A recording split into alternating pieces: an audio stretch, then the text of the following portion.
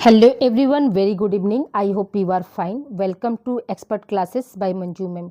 Student, आज से आप लोगों का जो बच्चे हमारे बीए या बीएससी थर्ड सेमेस्टर में हैं, जिनका विषय होम साइंस है, होम साइंस में भी कौन सा आपका पेपर आप लोग का पेपर जो है मेजर होगा।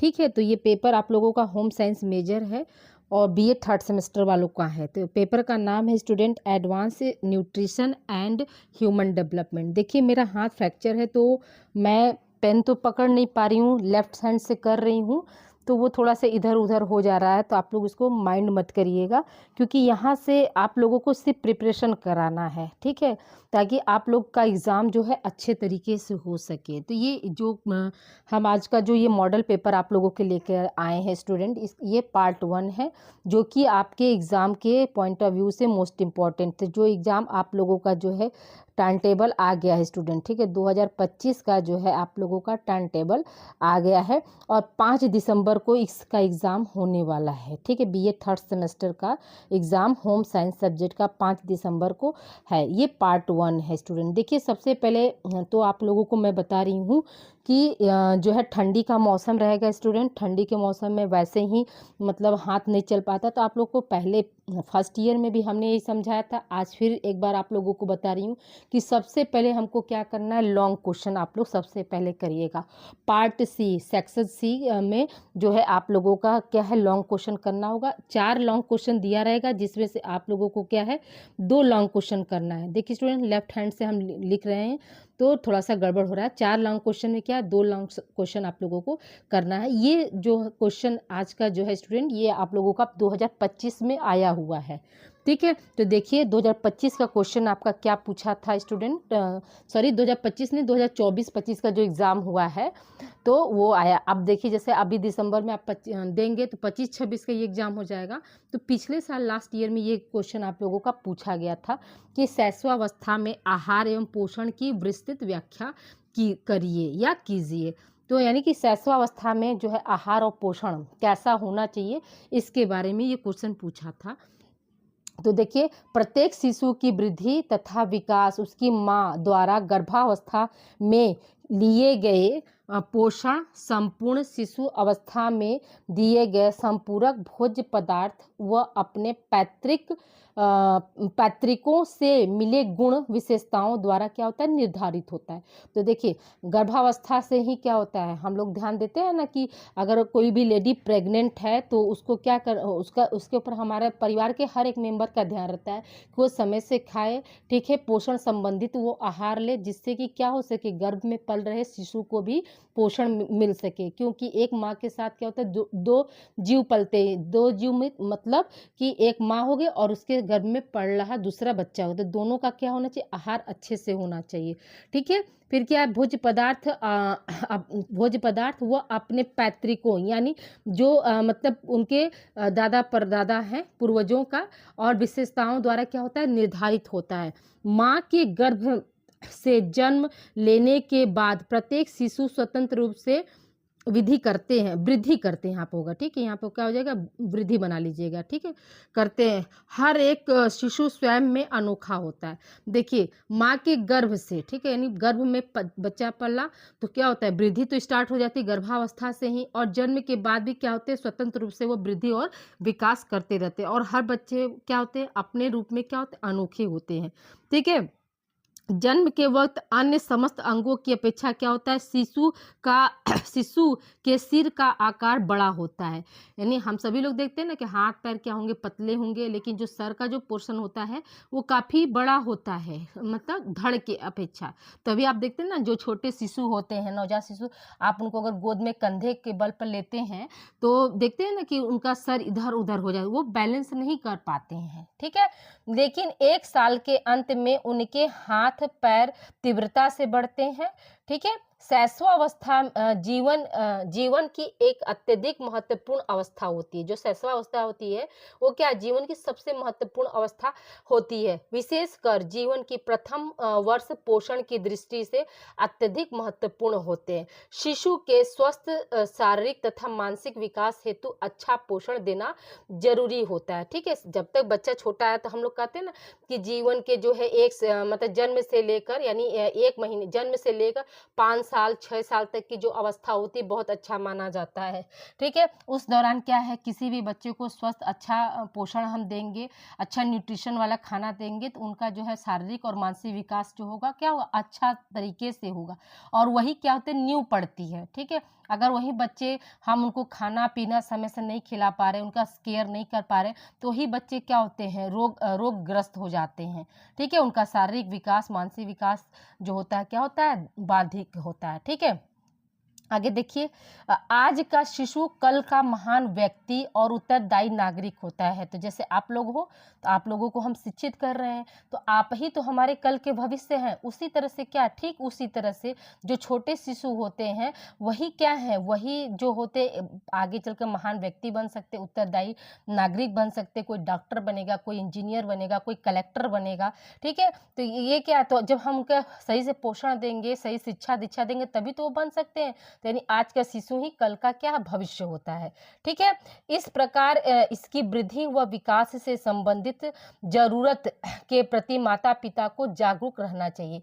यानी जन्म देना ही बड़ी बात नहीं होती है, माता पिता का एक उत्तरदायित्व ये भी होता है कि उनकी वृद्धि और विकास से संबंधित जो भी जरूरत वाली चीजें हैं उस पर क्या करना चाहिए, उनको फोकस करना चाहिए, उनको ध्यान देना चाहिए। इस अवस्था में उनकी उसकी अस्थियां, ठीक है, मांसपेशियां तथा अंगों के विकास का आधार सुनिश्चित होता है जिससे उसके भविष्य का विकास तय होता है। देखिए यही अवस्था क्या होती है उनके डेवलपमेंट की अवस्था होती है। जैसे छोटे बच्चे होते हैं, बच्चे के जन्म के बाद क्या होता है उनके हड्डियों को मजबूत करने के लिए, उनके मांसपेशियों को मजबूत करने के लिए हम क्या करते हैं मसाज करते हैं ना। मतलब एक दिन में कम से कम 5 से 6 बार हम लोग क्या करते हैं मालिश करते हैं, जिससे क्या हो सके, जिससे छोटे बच्चों की या नवजात शिशु की जो हड्डियां मांसपेशियां क्या हो सके मजबूत हो सके। उनके समय समय से उनको सुलाना, समय से उनको फीड कराना, ये सब कुछ हम क्या करते हैं मतलब जो है निर्वहन करते हैं। जैसे इस समय क्या है आधुनिकता में इतनी ज़्यादा हो गई है कि आप सभी लोग जानते हैं कि छोटे छोटे बच्चों की भी अब हॉस्पिटल में क्या होती है लाइन लगी रहती है। थोड़ा सा जो है अवेयरनेस के अभाव की वजह से, जैसे पहले क्या था, पहले की जो माताएं थीं तो वो जैसे क्या बोलते हैं हगीज वगैरह पैम्पर्स वगैरह नहीं यूज करती थी। वो क्या करती थी अपने बच्चे के लिए खुद का मतलब लिंगोटा बनाना, पैजामा रखना, ये सब चीजें फिर उसको क्या करती थी डेली वॉश कर देती। अब क्या है आधुनिकता में सभी लोग को ये होता है कि नहीं छोटे बच्चे हैं उनको हगीज है पैम्पर्स है तो पहना दिए तो 12-8 घंटा 12-12 घंटा तक वो वही पहना है। इससे क्या होता है उनके प्राइवेट पार्ट में मतलब एनएस वाले पोर्शन पे क्या होता है आप देखते हैं रेसेस पड़ जाते हैं, है ना। तो ये सब चीजें क्या होती थी, इस सब चीज पर भी क्या करना चाहिए, जो न्यूली मदर हैं उनको इन सब चीजों पे भी क्या करना चाहिए, ध्यान देना चाहिए। ठीक है, क्यों, क्योंकि ये शैशवावस्था ही क्या होता है उनके एक तरह से डेवलपमेंट की अवस्था होती है ना। यानी जैसे हम कहते हैं ना कि वो इमारत बहुत ज्यादा मजबूत, वो बिल्डिंग तभी मजबूत होगी जब उसका नींव अच्छा होगा। उसी तरह से हम बच्चों के प्रति भी हम जब किसी भी बच्चे का जो है बचपना अवस्था बहुत अच्छे से निरोग अवस्था से अगर गुजरे तो उसका देखेंगे आप शारीरिक विकास भी अच्छा होगा, उनका मानसिक विकास होगी, उसकी जो तर्क करने की जो क्षमता होगी वो बहुत अच्छे से होगी। ठीक है, तो इसीलिए क्या है मतलब जो है शैशवावस्था में बच्चे के पोषण से संबंधित सारे चीजों को जो है समय से करना अति आवश्यक होता है। ठीक है, फिर क्या विकास की गति शैशवावस्था में तेज होती है।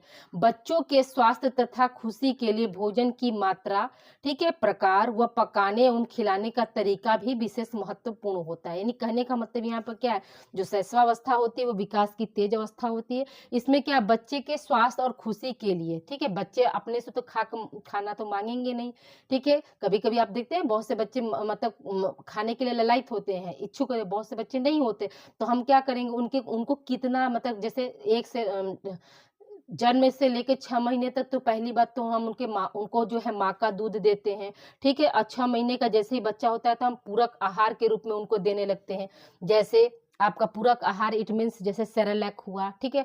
सेरेलैक आप अपने घर पे भी बना सकते हैं। चावल का पानी, दाल का पानी, ये सब क्या, सब ऊपरी आहार उनको देना शुरू कर देते हैं, ठीक है। फिर भोजन जैसे जैसे बच्चे बढ़ते चले जाते हैं, 1 साल 2 साल के हो गए, तो फिर उनका खान पान हम बदल देते हैं। उनको खिलाने के लिए, जैसे 3 साल 4 साल के बच्चे हो गए, 2 साल 2.5 साल के बच्चे हो जाते हैं, तो जल्दी खाना नहीं खाते, तो हमको तरह तरह की जो है कहानी, जैसे हम कहते हैं, हाँ बाबू लोग खा लो, मम्मी का हिस्सा बाबू खा लिया, पापा का हिस्सा बाबू खा लिया।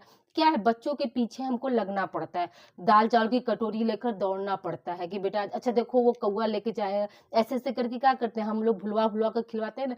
नहीं पियोगे तो देखो भैंस आएगी दूध पी जाएगी सारा, डॉगी है सामने, अच्छा लो डॉगी, बाबू नहीं दूध पिएगा, तुम पी जाओ। तो देख नहीं, तरह तरह का हम लोग क्या कर रहे हैं, उनको खाना खिलाने के लिए, पिलाने के लिए क्या करते हैं, हम तरीके को जो है बदलते हैं, और वही सारे चीज़ों को मिलाकर, उनको न्यूट्रिशन वाली चीज़ों को मिलाकर जो है, जैसे मान लीजिए छोटा बच्चा है, हम तरह तरह का दाल भिगो दिए, उसको पीस कर थोड़ा सा जो है बेसन वगैरह डालकर उसको चिल्ला बनाकर 3 साल के बच्चे को, 2 साल के बच्चे को आराम से खिला सकते हैं, ताकि उसको जो प्रोटीन, कार्बोहाइड्रेट, विटामिन, जो जितने भी आपके 6 पोषक तत्व हैं, उनको क्या कर सके, मिल सके, ठीक है।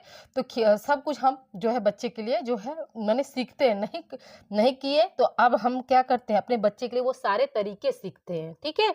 फिर देखिए यहाँ पर अगला हेडिंग क्या है, शैशवावस्था में आहार एवं पोषण की आवश्यकता। क्यों आवश्यकता पड़ी आहार का, क्यों मतलब डाइट का आवश्यकता पड़ा, क्यों पोषण का पड़ा, इसके बारे में देखते हैं। तो देखिए इस अवस्था में उसके शरीर तथा स्वास्थ्य का नींव का निर्माण होता है। देखिए बच्चों, थोड़ा सा आप लोग जो है मतलब यहाँ पर कंप्रोमाइज़ करिएगा।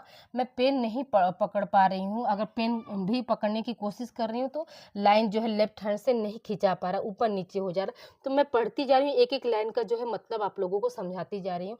मेरा मतलब लक्ष्य है कि आप तक ये मैटर पहुँचे, ठीक है।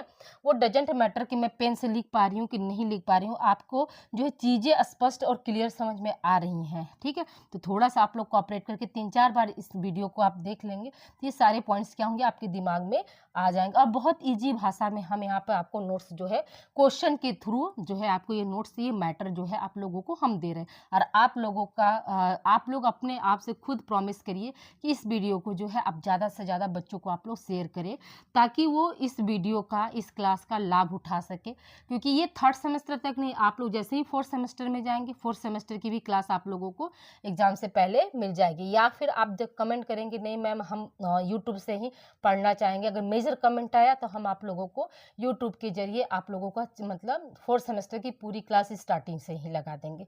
तो प्लीज़ आप लोग जो है इस वीडियो को ज़्यादा से ज़्यादा जो है शेयर करिए, ठीक है। अब देखिए यहाँ पे क्या है, मैंने बताया क्या कि इस अवस्था में उसके शरीर तथा स्वास्थ्य की क्या होता है, नींव पड़ता है। उसके आहार में समस्त पोषक तत्वों का संतुलन महत्वपूर्ण होता है, क्योंकि सुपोषित शिशु ही स्वस्थ और हुष्ट-पुष्ट बालक बनता है। तो ये हम अभी आप लोगों को पता है कि पोषक तत्वों की कमी नहीं होगी तभी तो बच्चा स्वस्थ रहेगा, सुपोषित होगा और वो अच्छे से मतलब हुष्ट-पुष्ट देखिए सुंदर-सुंदर बच्चे, देखिए कलर यह मायने नहीं रखता है, ठीक है, कि बच्चा गोरा है या काला है, लेकिन वो हेल्दी रहता है, हँसमुख रहता है, तो क्या होता है, आपका भी मन करता है ना कि उस बच्चे को खूब खिला लो। तो कैसे स्वस्थ है, क्योंकि उसके मम्मी पापा जो है उसके प्रति ध्यान दे रहे हैं, समय से उसको खिलाना, समय से पिलाना, समय से उसकी नींद भी पूरा करते हैं, ठीक है। बच्चे का नींद भी पूरा होगा तो ही उसको मतलब अच्छा सा उसका विकास होगा। अगर वो नींद उसका पूरा नहीं होगा तो वो बच्चा क्या होगा, चिड़चिड़ा होगा, रोने वाला होगा। आप देखते हैं ना कभी कभी कोई बच्चे बहुत ज़्यादा चिड़चिड़े होते हैं, बहुत ज़्यादा रोने वाले होते हैं, तो कहीं ना कहीं क्या उनका नींद पूरा नहीं हो रहा, उनको जो है न्यूट्रिशन की कमी हो जा रही है, ठीक है। फिर क्या है, अगर इस अवस्था में पोषक तत्वों की भोजन में कमी आ जाए तो उसका शारीरिक विकास धीरे धीरे होगा तथा उसकी हड्डियां व दांत भी क्या होंगे, कमजोर हो जाएंगे और उसमें रोग प्रतिरोधक क्षमता की भी हानि हो जाएगी, जिससे बालक जो है रोग का शिकार बन जाएगा, ठीक है। तो ये सब हम आप लोग ये समझ गए होंगे कि पोषक तत्वों की कमी होने से ही क्या करता है, बच्चा जो होता है कुपोषण का शिकार हो जाता है। बच्चे के जो हड्डियां होती, जैसे कैल्शियम और फास्फोरस की कमी हो जाए तो बच्चों की हड्डियां और दांत क्या होंगे, कमजोर हो जाएंगे, हड्डियों का जो विकास है वो अच्छे तरीके से नहीं हो पाएगा।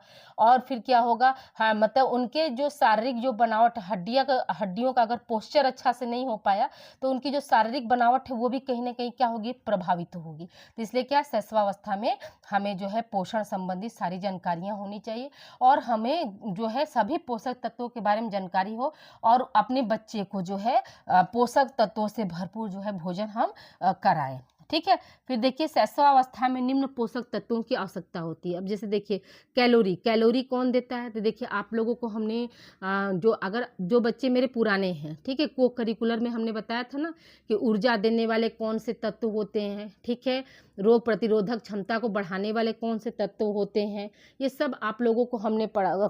किस तत्व को जो है हम बॉडी का निर्माणात्मक तत्व मानते हैं। तो जैसे हमने आपको बताया था ना कि ऊर्जा देने वाले तत्व कौन से हैं, आपके वसा और कार्बोहाइड्रेट। इनसे क्या होता है, हमको ऊर्जा मिलती है, एनर्जी मिलती है।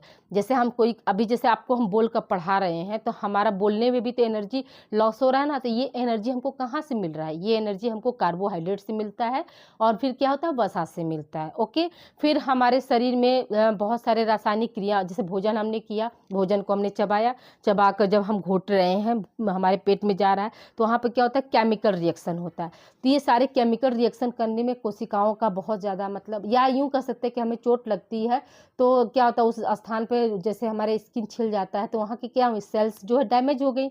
उन सेल्स की मरम्मत कौन करता है, आपका प्रोटीन करता है। इसीलिए प्रोटीन को हम क्या बोलते हैं, बॉडी निर्माणात्मक तत्व बोलते हैं। ठीक है। फिर हम आते हैं रोग प्रतिरोधक क्षमता बढ़ाने वाला।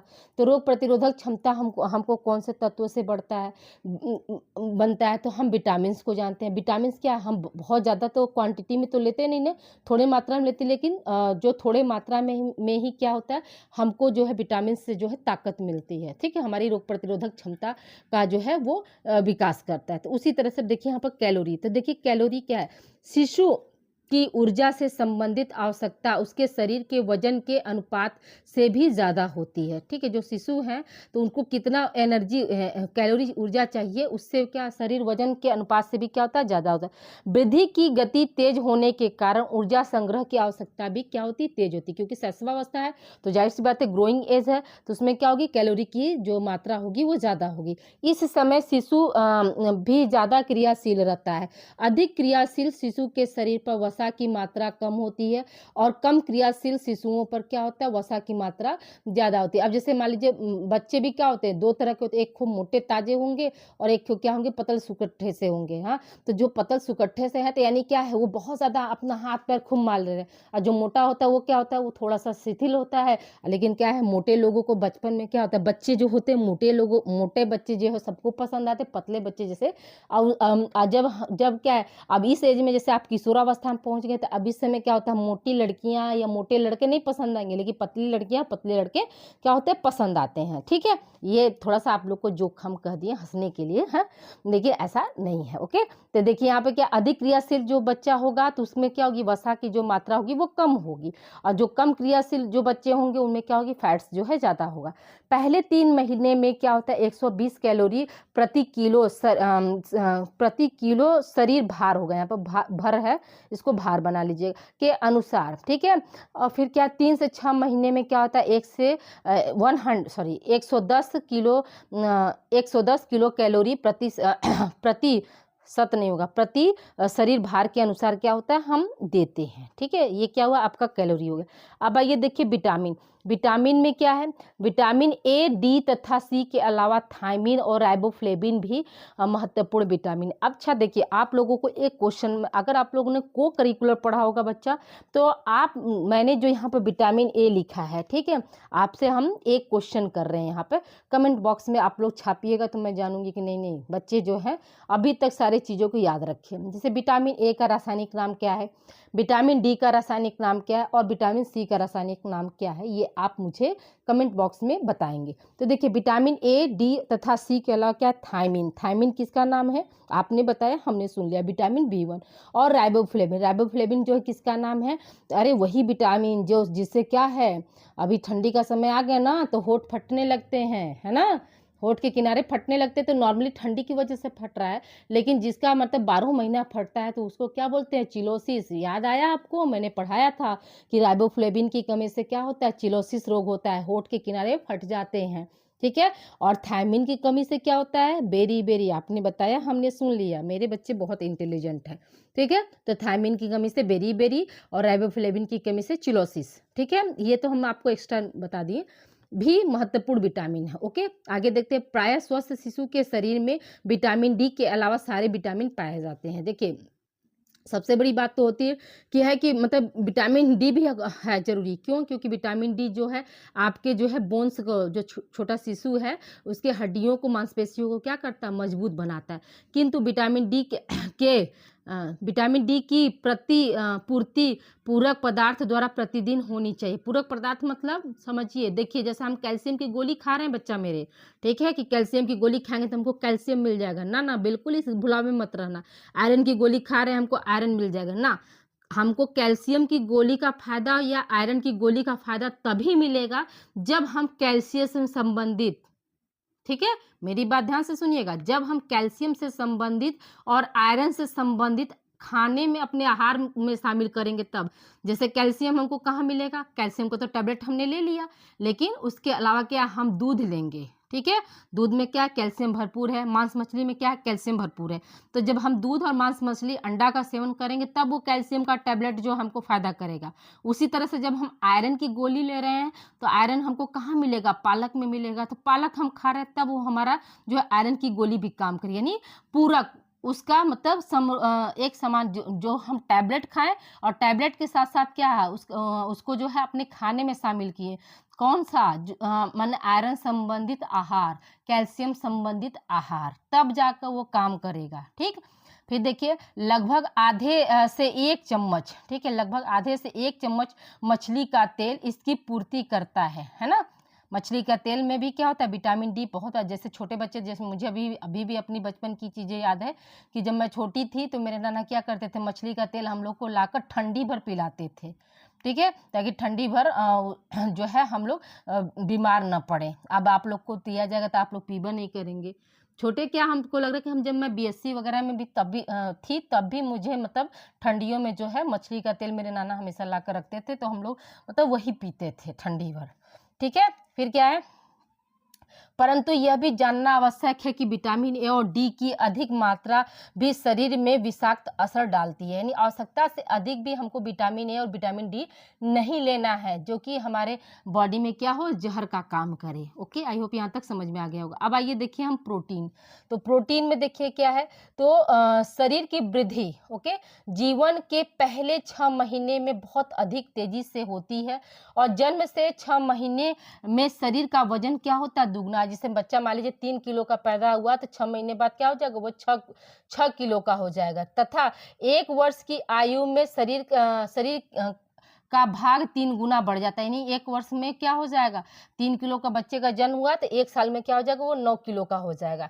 प्रोटीन एक निर्माणक पोषक तत्व है। अभी हमने बताया कि प्रोटीन क्या होता है, हमारे बॉडी का निर्माण करता है, इसलिए उसको हम निर्माणात्मक तत्वों के नाम से जानते हैं। इस प्रकार शिशु की वृद्धि और विकास के लिए अच्छे प्रोटीन, जिसमें समस्त जरूरी एमिनो एसिड पाए जाते हों, उन्हें देना चाहिए।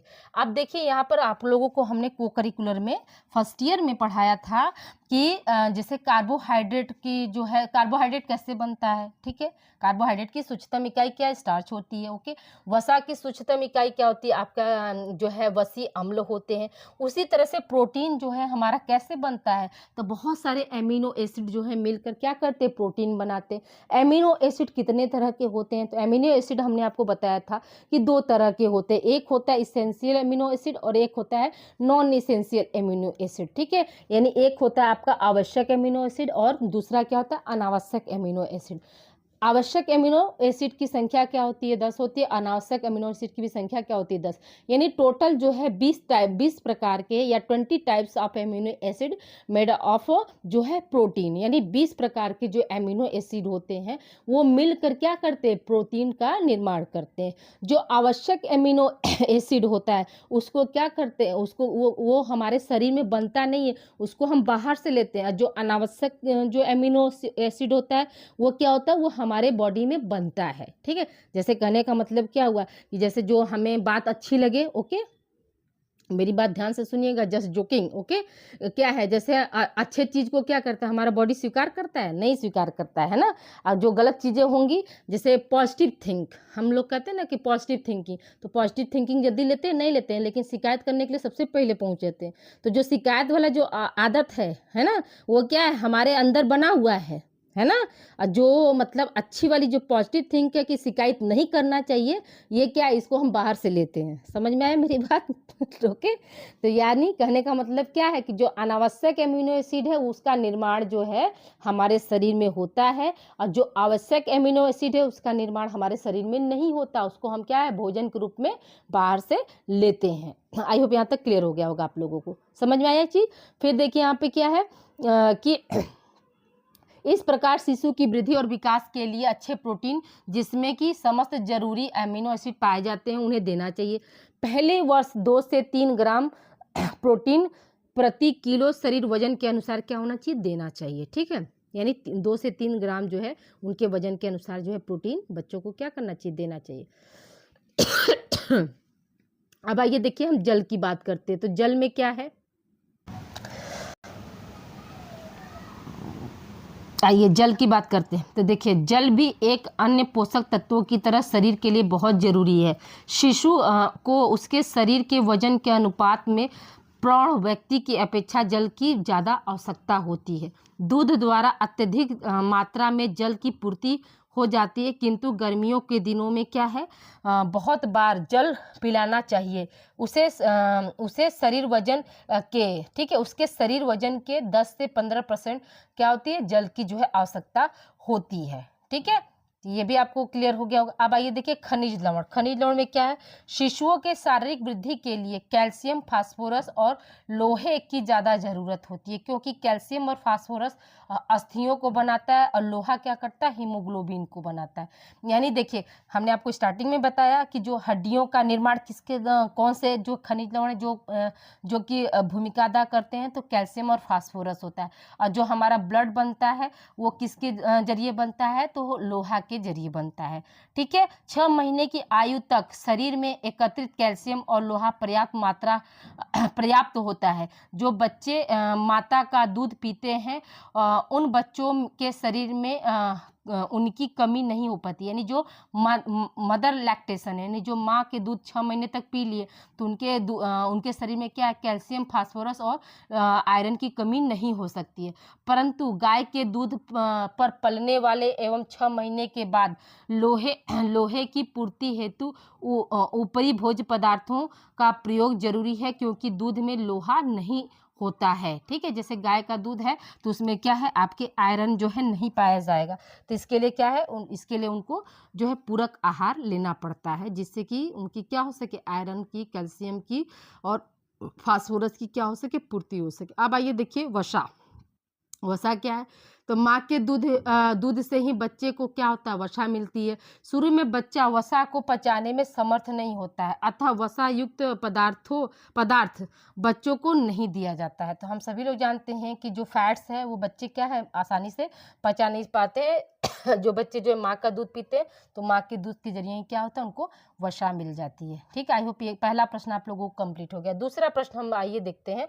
तो क्या है, दूसरा प्रश्न है आपका, मध्य बाल्यावस्था में होने वाली सामाजिक एवं भाषाई विकास को बताइए। तो अब आइए देखिए बात करते हैं। मध्य बाल्यावस्था बालिकाओं में 6 से 13 वर्ष वह होगा, यहाँ पर वह नहीं होगा, वह बालकों में 6 से 14 वर्ष तक की होती है। हर लॉक के अनुसार क्या है, मध्य बाल्यावस्था तो 6 वर्ष की अवस्था से यौना आरंभ अवस्था के शुरू होने तक 11 से 12 वर्ष के अवस्था को हम क्या बोलते हैं, मध्य बाल्यावस्था बोलते हैं, या इसी को हम उत्तर बाल्यावस्था भी कहते हैं। मध्य बाल्यावस्था में सामाजिक विकास। तो अब आइए देखिए हम सामाजिक विकास की तरफ बात करते हैं। तो 6 से लेकर 12 वर्ष की मध्य की अवस्था को मध्य या उत्तर बाल्यावस्था कहते हैं। अन्य प्रकार के विकास प्रतिक्रियाओं के समान सामाजिक विकास की प्रतिक्रिया भी महत्वपूर्ण रूप से घटित होती है। माता पिता इसे चातुर्य की आयु, ठीक है, मध्य बाल्यावस्था को जो माता पिता होते हैं वो क्या चातुर्य यानी चालाकी वाला आयु कहते हैं। शिक्षक जो होता है इसको आरंभिक स्कूल वाला आयु कहता है। बच्चे जो है उससे क्या बच्चे गंदी आयु के नाम से जानते हैं। और मनोवैज्ञानिक जो होते हैं, जो मनोचिकित्सक होते हैं या मनोवैज्ञानिक, उसे क्या कहते हैं, उसे गिरोह या टोली की आयु कहते हैं। देखिए मध्य बाल्यावस्था को जो है 3-4 नामों से जाना जाता है। माता पिता क्या इसको चालाकी की आयु के नाम से जानते हैं, शिक्षक उसे स्कूली अवस्था के नाम से जानते हैं, बच्चे जो होते हैं उसे गंदी आयु के नाम से कहते हैं, मनोवैज्ञानिक जो होते हैं उसे को गिरोह या टोली की आयु जो है इसको कहते हैं। ठीक है, समझ में आ गया ये चीजें। तो मध्य बाल्यावस्था क्या है, 6 से 12 वर्ष के मध्य की अवस्था को ही हम क्या बोलते हैं, मध्य बाल्यावस्था बोलते हैं। ठीक है, इस अवस्था में सामाजिक विकास तीव्रता से होता है। उनमें सहयोगशीलता विकसित होती है और वे सुसमायोजित हो जाते हैं। वह एक दोस्त 2 मित्रों में इच्छुक ना होकर एक टोली के सदस्यों में इच्छुक रहते हैं। यानी उनको क्या है, एक दोस्त से दोस्ती नहीं करनी, उनको क्या पूरे टोली चाहिए। ठीक है, एक तरह से इनको क्या गैंगस्टर एज भी कहा जाता है। यह टोलियां समलिंगी होती है, यानी लड़का जो है लड़का का माने दोस्ती करे, लड़की क्या होती है लड़कियों से दोस्ती करती है। और बालिकाओं की टोली की तुलना में बड़ी होती है। ठीक है, और यह टोलियां अवांछनीय व्यवहार जैसे क्या फल चुराना, ठीक है, लोगों को परेशान करना, बीड़ी सिगरेट पीना इत्यादि व्यवहार करते। देखते हैं ना, गर्मियों का दिन आए तो क्या करते हो आप लोग भी, इन चाइल्डहुड में मैं लड़कियां हैं तो भी आम वो करके चोरी पेड़ पर चिक्का फेंक फेंक के बगीचे में क्या करते हैं, आम तोड़ते हैं, फिर ला कर उसका छिकुला बनाते हैं खाते हैं। लड़के भी उसी तरह से करते हैं। तो क्या है, फिर लोगों को परेशान करना है। मान लीजिए आपके दादाजी हैं, जान गए कि नहीं खेत पर रहते हैं, क्या करेंगे, उनका कोई चीज़ चुरा कर रख देंगे, फिर उनको परेशान करेंगे। तो ये सब क्या, सब आपका मतलब टोलियों में चलता है। बालकों की टोली कई बार ऐसे रचनात्मक कार्यों को, ठीक है, बालकों की टोली जो है कई बार ऐसे रचनात्मक कार्यों को अंजाम देती है और उन कठिन कार्यों को भी संपन्न कर देती है जिसकी कल्पना तक नहीं की जा सकती है। वह कई सामाजिक कार्यों को भी करने में अग्रसर होते हैं, जैसे होलिका दहन हेतु लकड़ियाँ। ठीक है, होलिका दहन देखते हैं ना, छोटे जो बच्चे होते हैं 6 से 12 साल के जो बच्चे होते हैं, क्या करेंगे, उनको पता चल गया नहीं वहाँ लकड़ी कटा है, तो धीरे धीरे क्या करेंगे, अपना जो है पूरे गैंग को, अपने टोली को मतलब लाएंगे और लकड़ियाँ क्या होते हैं व्यवस्थित कर देते हैं। कंडो मतलब गोहरी गोईठी जो होता है उसको एकत्रित कर देते हैं। फिर क्या, आपदाग्रस्त लोगों की मदद करने के लिए क्या करते हैं, छोटे छोटे बच्चे होते हैं ना, देखते हैं गुल्लक बना बना के घर घर मांग कर फिर क्या करते हैं, अपने स्कूल में जाकर वो फंडे देते हैं। फिर क्या, बाढ़ पीड़ित लोगों की सहायता हेतु धन को भी इकट्ठा करते हैं। तो अब देखिए, ये बड़े लोग इसकी कल्पना नहीं किए, लेकिन क्या है वो छोटे हैं, है ना, छोटे हैं, अपने टोली में क्या कि लड़कियां भी कलेक्शन कर लेती हैं और लड़के भी कलेक्शन करके अपना जो है बाढ़ पीड़ित लोगों को मदद कर देते हैं। ठीक है, लड़कियों की टोली लड़कों की टोली की अपेक्षा क्या होती है, भिन्न होती है। लड़कियों की टोली में अधिक बंधन होता है। लड़कियां खेल कूद की गतिविधियों में भी कम भाग लेती हैं। उनका अधिकांश समय क्या होता है, बातें करने में ही व्यतीत हो जाता है। तो ये भी बात सही है कि जो लड़के होते हैं, लेकिन अब क्या है, अब देख रहे हैं आधुनिकता इतना ज़्यादा आ गया है कि अभी जैसे विमेंस वर्ल्ड कप जीती महिलाएं, क्या हुई, जो है वर्ल्ड कप चैंपियन बनी। अभी हाल ही में आप लोगों ने देखा कि भारत की टीम ने क्या किया, फिर से विजय फतह लिया और ट्रॉफी क्या हुआ, अपने देश नाम जो है जीता। तो अब क्या, लड़कियां भी जो है आगे हो रही। लेकिन इन चाइल्डहुड में क्या होती हैं, ज़्यादातर लड़कियां जो होती हैं बचपन में उन पर बहुत ज़्यादा बंधन भी होता है, ये मत करो वो मत करो। लड़कों को तो उतना कोई रोक टोक होता नहीं है। लेकिन अब चीज़ें क्या है, पेरेंट्स अवेयर हो रहे हैं और अपने बच्चों का रुचि ये सब कुछ को देखकर खेलने से कूदने से हर चीज़ में क्या होते हैं, बढ़ चढ़ के जो है मतलब भाग दिलाते हैं, हिस्सा दिलाते हैं कि नहीं मेरे बच्चे जो है वो सब काम करे।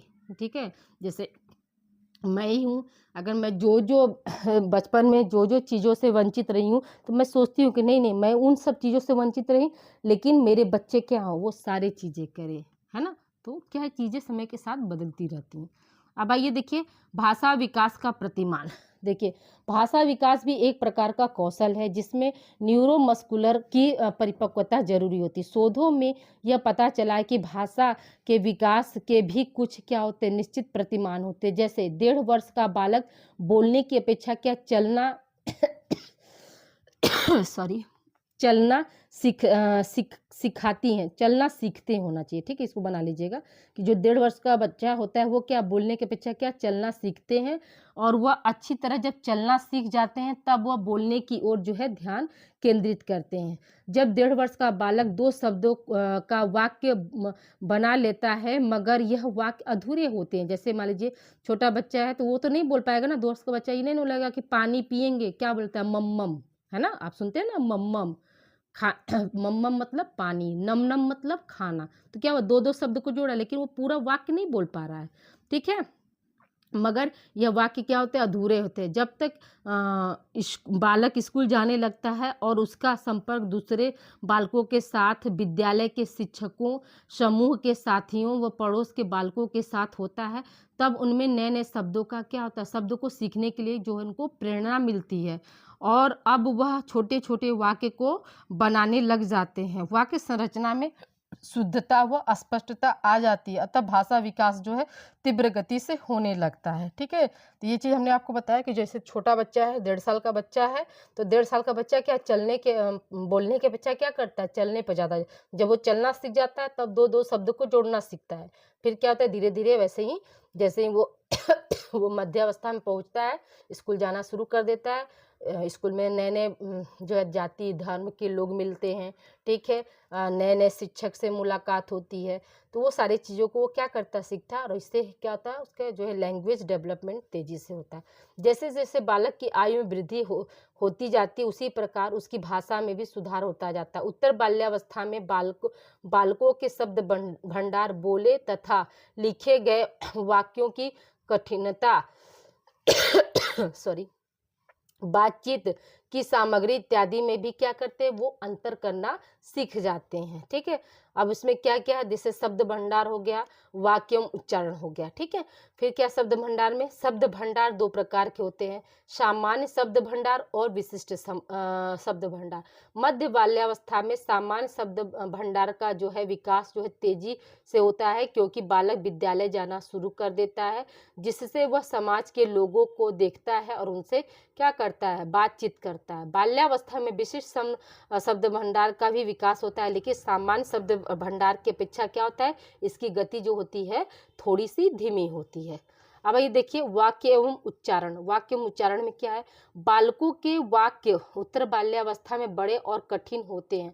वह एक ही वाक्य को विभिन्न प्रकार से लिख और बोल सकते हैं, अर्थात एक समय में उनकी भाषा में अपने विचार भी समाहित हो जाते हैं। और अब बालक आदेशात्मक, प्रश्न सूचक, निषेधात्मक वाक्य में भली भांति क्या होता है, अंतर करना समझता है। जैसे कहने का मतलब प्रश्न सूचक मतलब वो प्रश्न करना सीख लेता है, वो प्रश्न का उत्तर देना सीख लेता है, आदेशों का पालन करना सीख लेता है।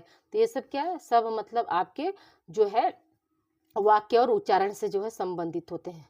अब आइए देखिए हम तीसरे प्रश्न की ओर बढ़ते हैं। तीसरा प्रश्न हमारा क्या है कि यौवना अवस्था में होने वाले शारीरिक, मानसिक और हार्मोन संबंधित बदलाव के महत्व को बताइए, ठीक है। सबसे पहले देखिए यौवना अवस्था होता क्या है।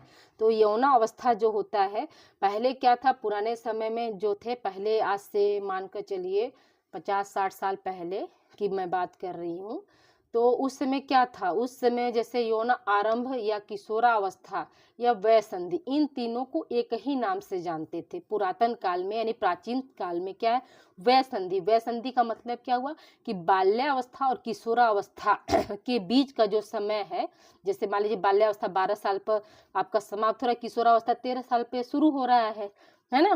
13 शब्द क्या होता है, टीनेजर्स, यानी 13 to 19 ये क्या होता है, आपका किशोरावस्था होता है। तो जो 12 से 13 के बीच में 12.5 हुआ ना, 12 साल 6 महीना, तो ये 12 साल 6 महीना या 12 से लेकर 13 साल के बीच का जो 12 महीना है वही क्या है आपका वय संधि, यानी वो क्या कर रहा है, वो बाल्यावस्था और प्लस किशोरावस्था को जोड़ने की जो कड़ी है उसको हम क्या बोलते हैं, वय संधि बोलते हैं, या उसी को यौन आरंभ बोलते हैं, या फिर उसी को इंग्लिश में हम क्या बोलते हैं, प्यूबर्टी बोलते हैं। ठीक है, देखिए पुरातन काल में वय संधि अथवा यौन आरंभ युवक किशोरावस्था को एक ही मानते हैं। संतान को उत्पन्न करने की शक्ति अर्जित करने के पश्चात किशोर को प्रौढ़ कहने लगते थे। ठीक है, करने नहीं होगा आप यहाँ पर कहने लगे, नहीं पहले क्या था, जैसे 13-14 साल का जैसे किशोर हो गया, 15 साल का हो गया, तो ये माना जाता था कि नहीं अब ये 15 साल का बालक जो है, 16 साल का जो बालक है वो क्या कर सकता है, प्रजनन कर सकता है और संतान उत्पन्न कर सकता है, तो वो क्या होगा, उसको प्रौढ़ मान लेते थे। किंतु वर्तमान समय में इसका क्षेत्र व्यापक हो गया। सॉरी,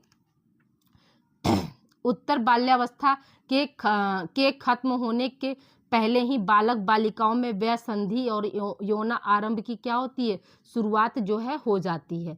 ठीक है, फिर क्या, यौन आरंभ से ही किशोरावस्था शुरू होती है। इस अवस्था में हार्मोन्स में परिवर्तन होने के कारण कई तरह के शारीरिक परिवर्तन होते हैं। इसके साथ ही साथ संवेगात्मक, मानसिक और सामाजिक परिवर्तन भी दृष्टिगत होते हैं।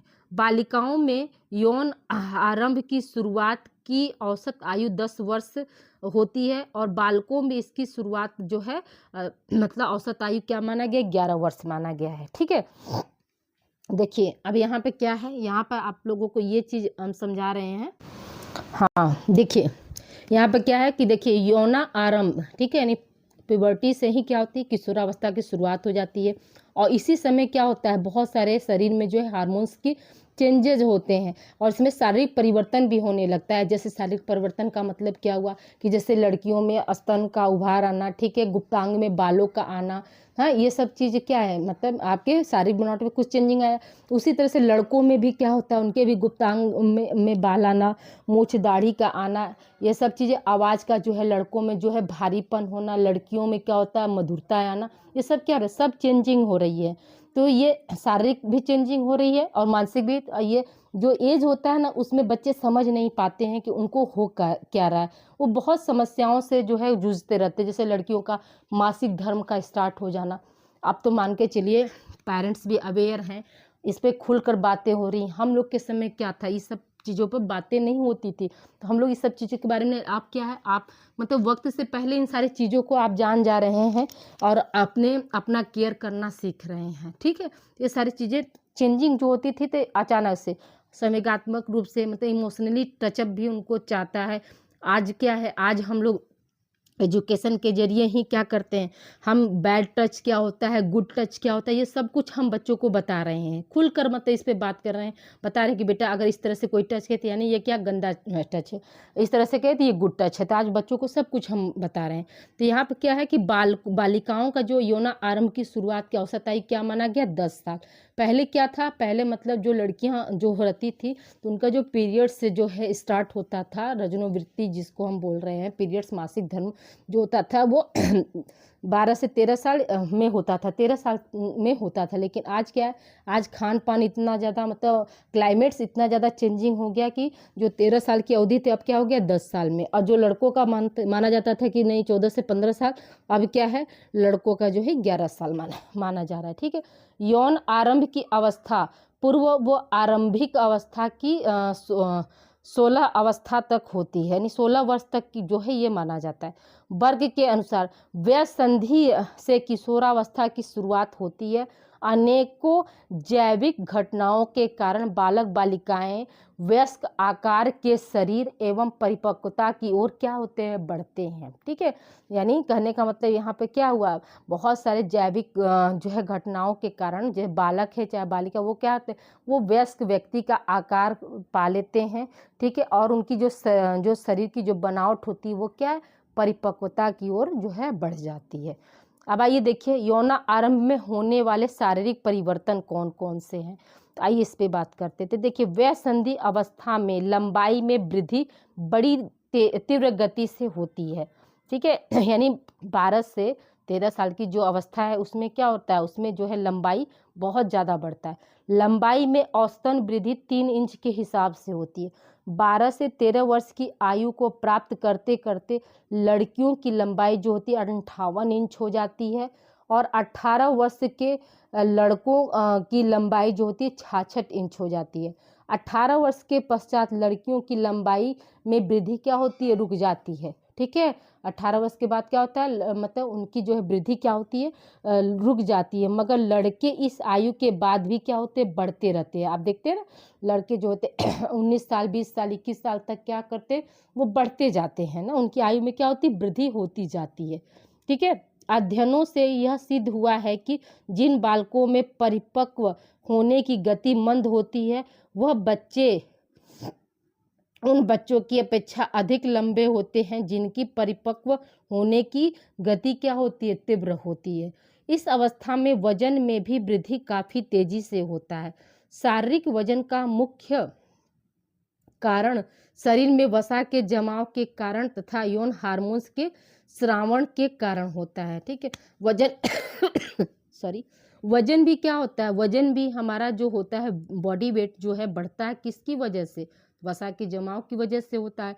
साथ ही साथ क्या होते हैं, हमारे जो सेक्स हार्मोन होते हैं उनका जो सिक्रेशन भी हमारे जो है वजन में जो है क्या है, अहम भूमिका निभाते हैं। अब आइए आगे बात करते हैं, देखते हैं हार्मोन्स से संबंधित परिवर्तन। ठीक है, देखिए हार्मोन से संबंधित परिवर्तन 0 से 10 वर्ष, ठीक है, 0 से 10 वर्ष की अवस्था से ही आरंभ हो जाती है। ऐसा नहीं है कि जो हार्मोन्स हैं वो जब माने जो बच्चा है क्या है, बाल्यावस्था किशोरावस्था या प्रौढ़ावस्था को प्राप्त करेगा तभी होगा, नहीं ऐसा नहीं। जन्म हुआ और फिर क्या हुआ, हार्मोन्स का सिक्रेशन जो है आरंभ होता है।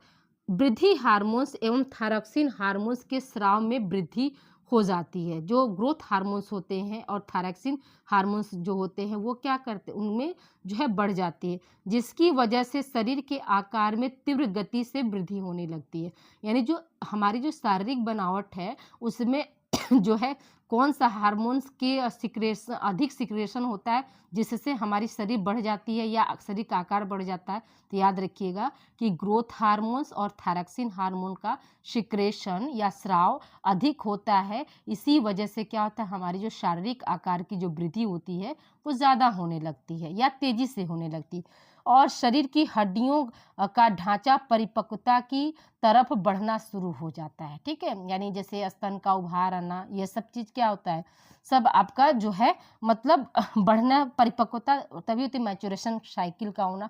और अचानक से आप देखते हैं ना, लड़कियां भी छोटी हैं, जैसे 12-13 साल 14 साल हुआ कि क्या होते हैं, तुरंत तेजी से बढ़ती हैं। तो क्या हुआ, ग्रोथ हार्मोन और थायरॉक्सिन हार्मोन का जो सिक्रेशन बहुत तेजी से होता है, इसलिए उनकी हाइट क्या होती है, बढ़ जाती है और जो शारीरिक ढांचा होता है वो उसमें भी क्या होता है, परिवर्तन आने लगता है। यौन परिपक्वता सेक्स हार्मोन से नियंत्रित होती है। ठीक है, वैसे तो एस्ट्रोजेंस को महिलाओं का और एंड्रोजेंस का पुरुषों का हार्मोन्स माना जाता है। जो एस्ट्रोजेंस है वो महिलाओं का हार्मोन्स माना जाता है और जो एंड्रोजेंस है वो क्या होता है, पुरुषों का हार्मोन माना जाता है। लेकिन यह दोनों हार्मोन्स बालक और बालिकाओं दोनों में पाया जाता है। ठीक है, एस्ट्रोजेंस और एंड्रोजेंस दोनों हार्मोन, चाहे वो मेल हो चाहे फीमेल हो, यानी गर्ल्स हो या बॉयज हो, दोनों में ये हार्मोन्स जो है पाए जाते हैं, किंतु दोनों में इनकी मात्रा जो होती है वो भिन्न भिन्न होती है। ठीक है, इक्वल नहीं होगी, क्या होगी, अलग अलग होगी।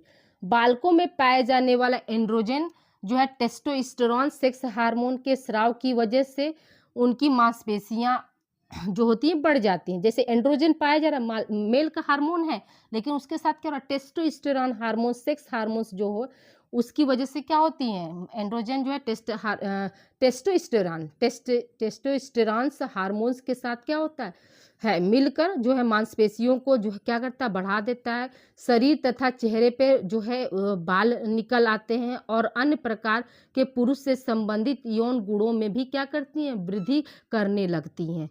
ठीक है, बालिकाओं के अंडाशय से एस्ट्रोजेंस हार्मोन्स निकलता है, उसे इसके स्राव की वजह से बालिकाओं के स्तन, गर्भाशय व योनि परिपक्व होने लगती है और बालिकाओं के शरीर का अनुपात स्त्री के अनुकूल होने लगता है। इसके अलावा एस्ट्रोजेंस बालिकाओं के मासिक चक्र को भी नियमित करने में जो है क्या होती हैं, सहायता करती हैं। तो देखिए यहाँ पर मैंने बताया स्टार्टिंग में कि जो एंड्रोजन है और एस्ट्रोजन है, ये दोनों हार्मोन्स जो होते हैं मेल और फीमेल में पाए जाते हैं। एंड्रोजन जो होता है वो मेल में टेस्टोस्टेरोन सेक्स हार्मोन हार्मोन को मतलब नियंत्रित करता है और क्या करता है, और जो भी मतलब सेकेंडरी सेक्स ऑर्गन है उनके डेवलपमेंट में जो है ये सहायक होता है। उसी तरह से जो एस्ट्रोजन हार्मोन्स है फीमेल में यानी गर्ल्स में क्या करती है, वो मतलब अंडाणुओं को जो है मतलब सक्रिय करती है। दूसरा क्या है, उनके मासिक धर्म को जो है नियमित करने में क्या है, एस्ट्रोजन जो है वो नियमित रूप से या सहायता करती है। फिर देखिए गुर्दे के ऊपर स्थित एड्रिनल ग्रंथि से निकलने वाले एड्रिनल एस्ट्रोजेंस के प्रभाव से बालिकाओं की लंबाई में तीव्र गति करती है। एड्रिनल गुर्दे के ऊपर क्या है, एड्रिनल ग्लैंड पाया जाता है, जिससे क्या होता है एड्रिनल हार्मोन निकलती है जो कि एस्ट्रोजन के प्रभाव को क्या करती है, बालिकाओं के लंबाई में ज़्यादा होने से क्या होती है, बालिकाएं जो होती हैं वो ज़्यादा लंबी हो जाती हैं। और गुप्तांगों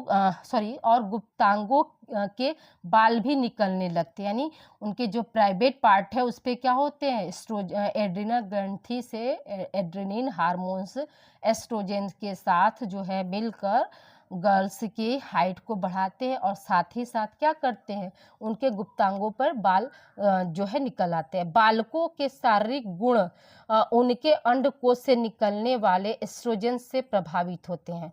बालकों पर एड्रिनल एस्ट्रोजन का बहुत कम प्रभाव पड़ता है। ठीक है, यानी कहने का मतलब क्या हुआ कि जो बालक हैं उन पे जो है एड्रिनल ग्रंथि से जो है हार्मोन्स निकलता है, उसका क्या एस्ट्रोजन पर जो है कम प्रभाव पड़ता है। लेकिन वहीं लड़कियों में जो है एड्रिनल ग्लैंड से जो हार्मोन्स निकलते हैं उनका क्या है प्रभाव जो है मतलब लड़कियों के मासिक धर्म और प्लस लंबाई और प्लस जो है उनके गुप्तांगों पे बाल आने पर जो है अहम भूमिका निभाते हैं। आई होप यहाँ तक पॉइंट आप लोगों को क्लियर हो गया होगा। ठीक है, तो ये आप लोगों को समझ में आ गया होगा स्टूडेंट। तो आज की क्लास देखिए आप लोगों का जो है 50 मिनट के लगभग हो गया। तो हमने 3 क्वेश्चन आप लोगों का जो है इसमें इस वीडियो में जो है कवर कर दिया है। अगली क्लास भी बहुत जल्दी आप लोगों को हम लेंगे, मतलब सारे प्रीवियस ईयर के क्वेश्चन को ही हम सॉल्व करा दे रहे हैं, क्योंकि प्रीवियस ईयर के क्वेश्चन जो है मतलब एग्ज़ाम में जो है रिपीटेड होते हैं। और लास्ट ईयर का भी मैंने कुछ वीडियो आप लोगों को दिया है। ठीक है, लास्ट ईयर का जो कुछ क्लास हमने दिया है इसी चैनल पर, तो आप लोग पिछला भी क्लास आप लोग जाकर वहाँ जो है देख सकते हैं। डिस्क्रिप्शन बॉक्स में हम उसका जो है लिंक दे देंगे स्टूडेंट।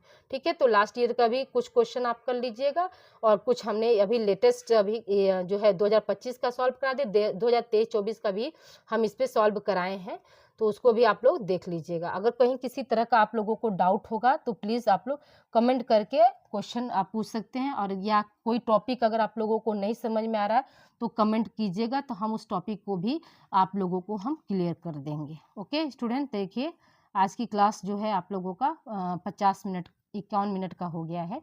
तो 3 क्वेश्चन भी हमने कराया है। थोड़ा सा बस आप लोगों को मैं ये करी हूँ, थोड़ा सा बस आप लोग कोऑपरेट कीजिएगा। मेरा हाथ फ्रैक्चर है और मैं पेन नहीं यूज कर रही हूँ, लेकिन आप लोगों को कंटेंट दे रही हूँ। बस आप लोग धैर्य बनाकर बस पढ़ाई करिए और अच्छे नंबर से पास होइए। यही मेरी मतलब मेरा मेहनत तभी सफल होगा जब आपके मार्क्स अच्छे आएंगे। ओके स्टूडेंट, मिलते हैं हम अगली क्लास में। तब तक अपना ध्यान रखिए और इस मॉडल पेपर को आप लोग ज़्यादा से ज़्यादा बच्चों को आप लोग शेयर करिए। Okay, thank you for watching student.